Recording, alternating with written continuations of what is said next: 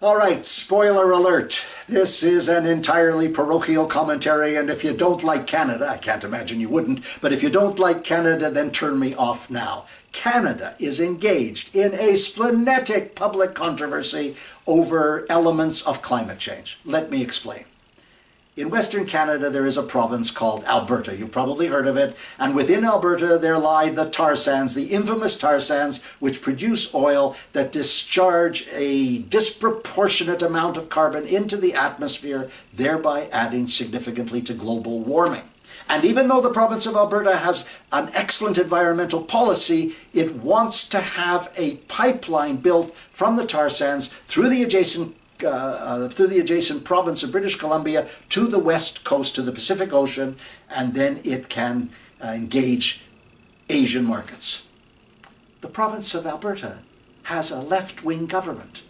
It's my political party, as it happens, a Democratic Socialist Party, and here you have a left-wing government that wants to build an oil pipeline in 2018. I don't know how that gets reconciled with a left-wing philosophy. The government of British Columbia, on the other hand, says under no circumstances will it allow a pipeline to be built through its territory. And it will use everything at its command, legislative and regulatory and through the courts, to prevent the building of the pipeline. And the government of British Columbia is a left-wing government identical to the government of Alberta. Now, to have these twin ideological governments at loggerheads, accusing each other of a cacophony of malevolence, is really extraordinary. But you have a very complicating and terribly important factor.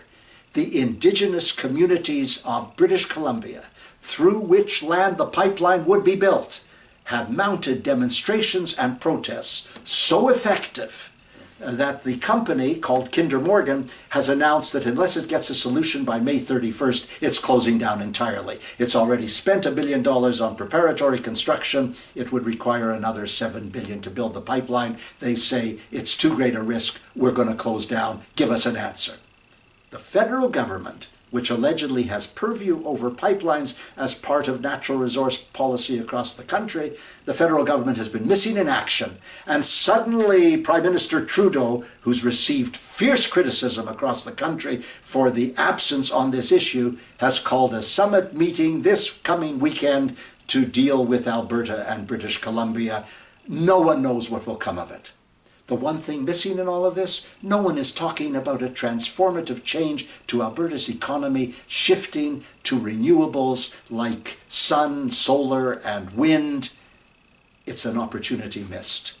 But in any event, it is a raging controversy which has Canadians fascinated, and in truth, you always thought we were boring. We are. We're genteel and moderate and reasonable and insufferably calm.